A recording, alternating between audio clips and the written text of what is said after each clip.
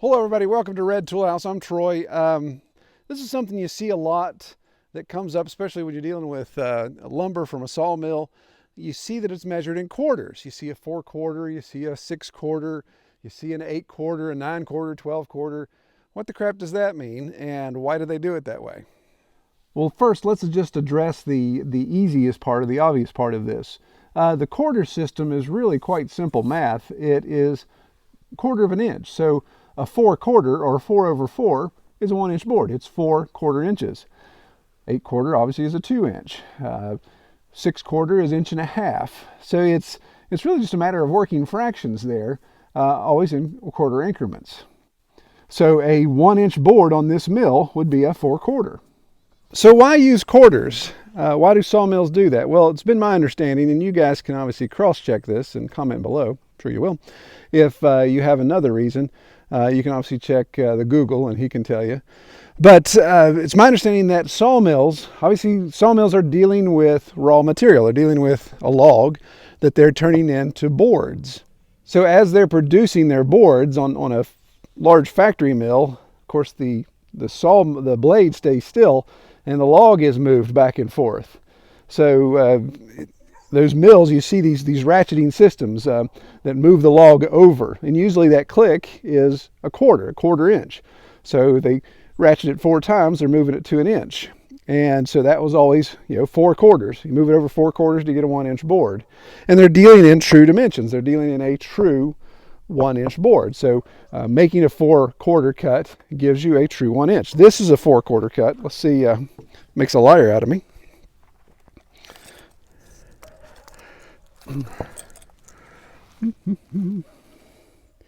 Exactly 1 inch. So as I mentioned, sawmills are dealing in raw material. This board needs additional processing most of the time to be useful. So that processing, of course, would be drying and surfacing to take all the rough saw marks out of it and get it to a consistent thickness. Well, that processing, of course, makes the board smaller in dimension. If you imagine, depending on the type of process, this surfaced on both sides could take as much as a 1/4 inch, maybe even a 1/2 inch off. But then, of course, shrinkage, when they put it in the kiln to dry it, then, of course, as that water comes out, the wood shrinks. It shrinks all 3 directions, shrinks very little lengthways compared to the proportion of how it shrinks in width and how it shrinks in thickness. So that processing has to be taken into consideration. So that's why mills stay on the quarter system, so it doesn't get confusing in post-production or final production timber. So this kind of explains why a box store 2x6 isn't 2 inches, nor is it 6 inches. It's not 2 inches in thickness, and it's not 6 inches in width. This is actually a 1.5 by 5.5. So that seems kind of confusing as well, but it's the processing that's been taken into consideration. Supposedly, the way it's supposed to work, when this board in its raw form, when this board was this, thicker obviously, it was taken to be processed and it dried, so it shrunk a little bit, and then of course they surfaced it. Have you ever noticed that box store lumber not only is nice and smooth on all 4 sides, but it's even rounded on the edges? Oh, look, Ma, no splinters. Woo! Yeah, that's part of the processing.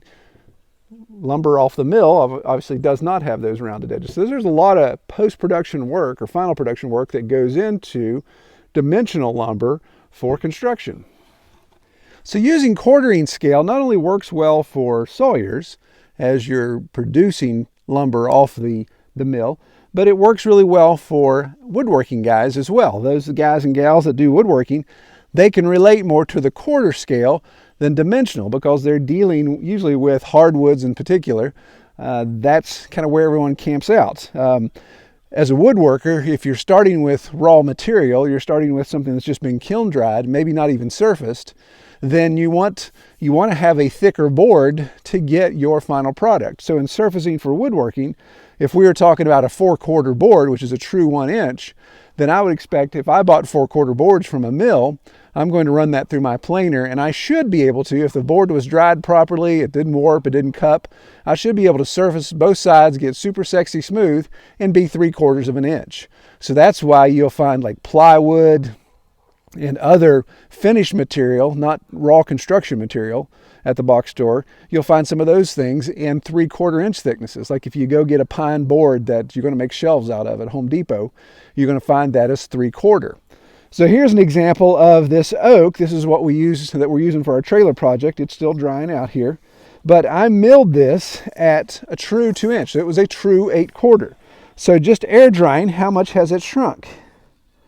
Well, it is now, this board here is, looks like 1 7/8. So it's already shrunk down 7/8 of an inch. Yep, same with this one as well.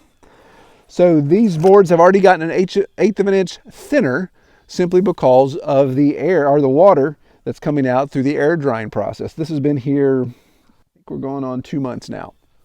So a lot of what I've been milling lately is just pine and poplar that's going to go on our barn projects. And I'm not really that worked up about, is it a true 4/4? I did accidentally make that a 5/4, or is that maybe a little under, maybe it's 7/8, maybe it's a 3/4 board, whatever. It doesn't really matter. Obviously, I want to try to be consistent because it's siding. I don't want these huge wide spots. But that's all I'm dealing with. Now, if I was going to take a white oak that I have over here or a red oak log behind the camera and put that on there, that's something I'm going to use for the wood shop behind the barn there. And I'm going to bring that into the wood shop to work on, of course, after it's air dried over a year. But if I was to put those logs on there, then I'll be very particular about what I'm milling. Usually I want to mill a 5/4 board. So that's something that would be a true 1 1/4. Simply because with my air drying, not being able to put it in a kiln, sometimes I get a little bit of cupping, and that gives me more leeway to work with there. Or sometimes I want to do pretty heavy duty glue ups. If I'm doing a tabletop, I like to have that 1 inch thick board to marry to another 1 inch thick board.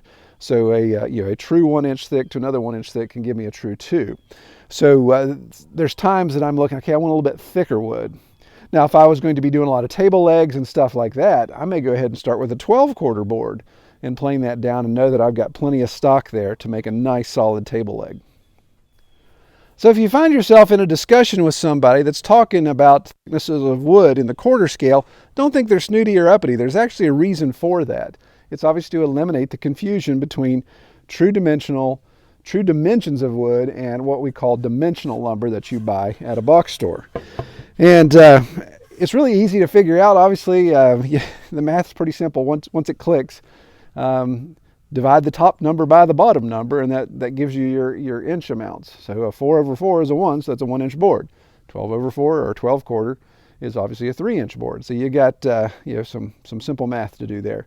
And that dispels the mystery of that. Well, I hope that helps some people. I know I've gotten some questions on that. All right, take care, everybody.